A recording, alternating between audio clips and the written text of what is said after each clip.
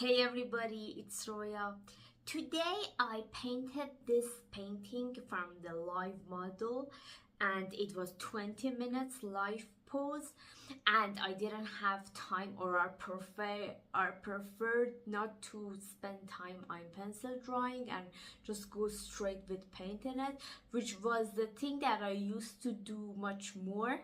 But after a senior project of mine, when I did something aligned with a 2D animation but with painting as frames of the animation, I went to the next level with my pencil drawing, and I realized that would save me a lot of time during the process of dealing with paint, and it would make me more concentrate on paint and the shapes captured by paint. So I kind of nowadays I do pencil drawing as my underpaintings all the time, but it's a nice change to have once in a while something more that was more of a habit of mine before. Let's paint.